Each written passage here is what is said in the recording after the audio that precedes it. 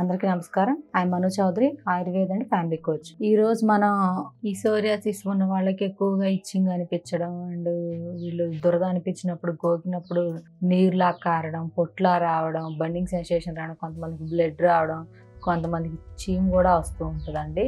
So అందుకని చెప్పి ఈ సోరియాసిస్ని న్యాచురల్గా క్యూర్ చేసుకోవాలి అని అంటే ఫుడ్ అనేది బాగా తింటూ ఉండాలి అండ్ విటమిన్ డి కూడా ఉండేలా చూసుకుంటూ ఉండాలి శరీరానికి.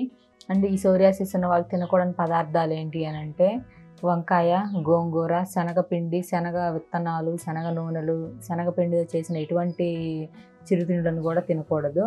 అదేవిధంగా వీళ్ళకి నొప్పులు కనుక ఉన్నట్లయితే కొంతమందికి పెయిన్స్ ఉంటాయండి. సోరియాసిస్ ఉన్న వాళ్ళకి బాగా బాడీ పెయిన్స్, కీళ్ళ నొప్పులు ఉంటూ ఉంటాయి. సో అలాంటి వాళ్ళు ఏంటంటే దుంపకూరలు కూడా తినకూడదు అండ్ పెసరపప్పు కూడా తినకూడదండి. సో ఇవన్నీ కనుక మానేసి ఆహారాన్ని న్యాచురల్గా తీసుకుంటే ఈ సోరియాసిస్ అనేది కొంతవరకు ఆహారం ద్వారానే క్యూర్ అవుతుంది. అండ్ దీనికి ఒక మంచి రెమెడీ చెప్తాను, అది చేసుకోండి. సో అదేంటి అని అంటే వేపాకు ఉంటుంది కదండి. సో ఈ వేపాకుని నీళ్ళల్లో వేసేసుకొని ఒక రోజుకు 5 లేదా 6 లీటర్ల నీళ్ళు వరకు తాగుతూ ఉండాలి. అండ్ ఆ నీళ్ళల్లో వేపాకుని పసుపు కొమ్ములు ఉంటాయి కదా, పసుపు కొమ్ములు ఏం చేయాలంటే మరీ మెత్తగా కాకుండా కొంచెం పచ్చగా వాటిని దంచి ఆ పసుపు కొమ్ములు ఇంత పసుపు కొమ్ముల పొడిని అదేవిధంగా వేపాకుని నీళ్ళల్లో వేసి మరిగించి వడకట్టుకొని రోజు మొత్తం కూడా ఈ నీటిని తాగితే లోపల ఉన్న ఇది అనేది మనకి పూర్తిగా పోతుంది అండ్ లైక్ బ్లడ్ కూడా ప్యూరిఫై అవుతుంది. అండ్ ఈ సోరియాసిస్ ఏంటంటే వాత రక్తం అని కూడా ఉంటుంది. మన రక్తంలో వాతం ఉన్నా కూడా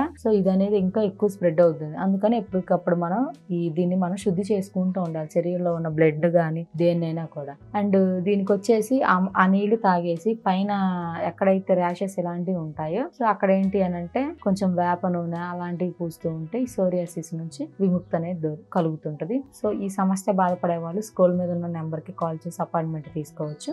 థ్యాంక్ యూ.